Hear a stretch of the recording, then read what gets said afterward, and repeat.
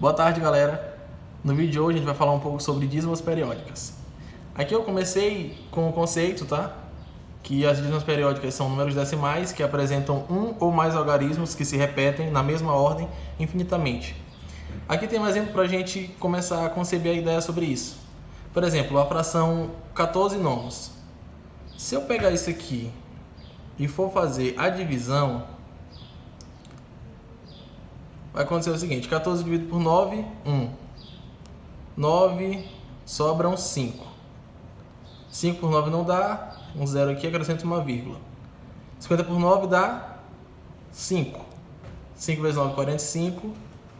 Sobram 5. Mesma coisa daqui, acrescenta um zero. 50 por 9, 5. Se a gente fosse continuar isso aqui, provavelmente eu ia continuar o resto da minha vida inteira nessa conta. Porque esse 5 aqui vai se repetir infinitamente, como diz o conceito de dízimas. Então, a gente criou dízima para não ter que passar uma vida toda fazendo uma divisão que não tem fim, entendeu? E é isso. Galera, agora a gente vai classificar as dízimas. As dízimas são classificadas em dízimas periódicas simples e em dízimas periódicas compostas. Simples, vamos lá. As simples são aquelas que, após a parte inteira, apresentam apenas a parte periódica. Como assim? Não entendi. Vamos para os exemplos. 0,3434. A gente já sabe que isso aqui vai até a eternidade. O número antes da vírgula, a gente chama de parte inteira. E os algarismos que se repetem, a gente chama de período. Perceba que após a parte inteira, a gente foi logo para o período. O mesmo acontece aqui. 1,2222. O 1 é a parte inteira. O 2, nesse caso aqui o algarismo é só de o período é só de um algarismo. O 2 é o nosso período. Aqui, o 2 é a parte inteira. E após a vírgula, a gente tem o 1, 2, 3, 1, 2, 3 se repetindo. Ou seja, aqui o nosso período é composto por 3 algarismos. 1, 2 e o 3. Agora, as dízimas periódicas compostas. As compostas são aquelas que, após a parte inteira, apresentam um ou mais algarismos denominados antiperíodo. Exemplos para a gente entender. Vamos lá. Aqui, o 3 é a nossa parte inteira da mesma forma. Quem se repete aqui é o 5. Então, o 5 é o período. Só que perceba que entre a parte inteira e o período, a gente tem 2 algarismos que não se repetem. Esses algarismos entre a parte inteira e o período, a gente chama de antiperíodo. Que assim como o período pode ser composto por um ou mais algarismos, tá? Segundo exemplo, 11,2350 reticências. Aqui, a nossa parte inteira é o 11. O nosso período é o 50, que é o número que está se repetindo. E, mais uma vez aqui, perceba que o número 23 aparece entre a parte inteira e o período, mas não é um algarismo que se repete. Ou seja, ele é um antiperíodo. Aqui, o último exemplo para a gente entender. O 2 é a nossa parte inteira. Quem está se repetindo aqui é o 1, 2, 3, que é o nosso período. E entre a parte inteira e o período, a gente tem os algarismos 1, 8 e 5. Esses algarismos são o nosso antiperíodo, que são aqueles que ficam entre a parte inteira e o período. E galera, o fato de ter antiperíodo é o que caracteriza uma dízima periódica composta. Agora a gente vai aprender a encontrar a fração geratriz, a fração que gera a dízima periódica. Eu dividi aqui entre dízima simples e composta porque tem uma pequena diferença. Mas vamos lá. Eu vou usar os exemplos que eu citei agora há pouco. O 0,3434, o 1,222 e o 2,123. Vamos lá. É o seguinte, a gente vai ter uma divisão, a gente vai encontrar uma fração, então é uma divisão. Embaixo nas dízimas periódicas simples, a gente só vai ter 9. O nosso denominador será composto por 9s. E o que vai garantir se vai ter um 9, ou 2, ou 3, são a quantidade de algarismos do nosso período. Como assim? Vamos lá. 0,34. O nosso período é 34, ou seja, o período é composto por 2 algarismos. Então aqui a gente vai ter 2 algarismos 9. No numerador, a gente vai pegar o número inteiro, esquecendo a vírgula. Então, 34. E vai subtrair da parte inteira. Como a parte inteira aqui é 0, então fica 34 menos 0. Ou seja, a fração geratriz da dízima periódica 0,3434 é 34 sobre 99. Segundo exemplo, 1,222. Fração, embaixo, 9. Nosso período é composto por um algarismo, então somente um 9. No numerador, pega o número inteiro, 12, e subtrai da parte inteira. A parte inteira é 1, então fica 12 menos 1. 12 menos 1, 11 sobre 9.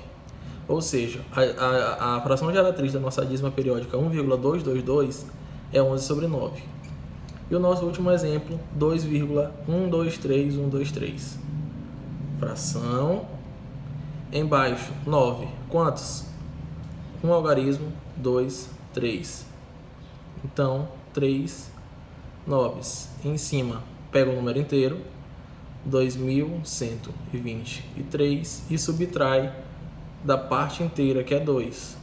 Então, fica 2.121 sobre 999. Nas dízimas periódicas compostas, eu também peguei os mesmos exemplos que eu citei anteriormente. Vamos lá. Qual a diferença? A diferença é que no nosso denominador vai ser composto por noves e zeros. Os noves é a mesma coisa da simples, ou seja, aqui a gente tem um algarismo periódico, que é o 5. Então a gente vai ter um 9. Só que além de 9 a gente vai ter zeros. E quem vai nos certificar de quantos zeros vão aparecer é a quantidade de algarismos presentes no anteperíodo. O anteperíodo aqui é o 12, então 2 algarismos, logo 2 zeros. E em cima, pega o número completo, esquecendo a vírgula, fica 3.125, e subtrai do número, desconsiderando o período. Então fica 3.125 menos 312. Vamos aqui para baixo logo. 11,23, 50, 50. Quem é o período? 5 e o 0. Ou seja, 2 algarismos, 2 noves. Quem é o anteperíodo? 23. 2 algarismos, então 2 zeros. No denominador, pega o número inteiro, 11, 23, 50, e subtrai desconsiderando o período. Então fica menos 1.123. Aqui embaixo, quantos algarismos periódicos? 1, 2, 3. Então são 3 algarismos, logo será composto por 3 noves. Quantos algarismos no anteperíodo? 3. Então, 3 zeros. Em cima, pega o número inteiro, desconsiderando a vírgula. Então, fica 2, 1, 8, 5, 1, 2, 3. E subtrai do número, desconsiderando o período. Menos de 2.185. Fiquem à vontade para fazer essas diferenças. Não vou fazer agora aqui, mas façam e vejam qual é a fração geratriz. E também peço que vocês atentem-se a, quando forem fazer alguma questão, perceber se a resposta que a pergunta quer é a fração geratriz irredutível, porque às vezes você vai encontrar uma fração que você pode simplificar. Algumas questões vão querer que você simplifique, outras que não. Eu vou fazer uma questão do Enem que ela queria que simplificasse. Então a gente tem que simplificar quando a gente puder, tá? E a questão pedir. Galera, para encerrar nossa aula, eu vou resolver uma questão do Enem 2014, PPL, que te cobrava simplesmente saber transformar uma dízima periódica em uma fração, tá? Então vamos lá. Primeiro aqui o comando. O índice revela que as quantidades relativas de admiradores do estudante e pessoas que visitam seu perfil são... Vamos para o texto. Um estudante se cadastrou numa rede social na internet que exibe o índice de popularidade do usuário. Esse índice é a razão, ou seja, é a divisão entre o número de admiradores do usuário e o número de pessoas que visitam seu perfil na rede. Ao acessar seu perfil hoje, o estudante descobriu que seu índice de popularidade é 0,31212. Ou seja, a razão entre o número de admiradores e o número de pessoas que visitam seu perfil é esse aqui. Então a gente tem que transformar isso aqui, essa dízima, para uma fração. Vamos lá. 0,31212 reticências. Denominador, noves e zeros. Quantos noves? 2, porque a gente tem 2 algarismos periódicos. 990. 99. Esse zero aqui é do antiperíodo, tá? Um algarismo do antiperíodo, então um zero. Beleza. Em cima, o número completo, desconsiderando a vírgula, 312, menos o número desconsiderando o período, menos 3. Fica 309 sobre 990. Não tem aqui, mas é aquela parada que eu falei para vocês. A gente tem que se atentar aqui. 309 e 990 a gente pode simplificar por 3. Aqui embaixo a resposta. 309 por 3 dá 103. 990 por 3 dá 330. Resposta, letra A. 103 em cada 330. E é isso. Eu espero que tenha ficado claro. E valeu!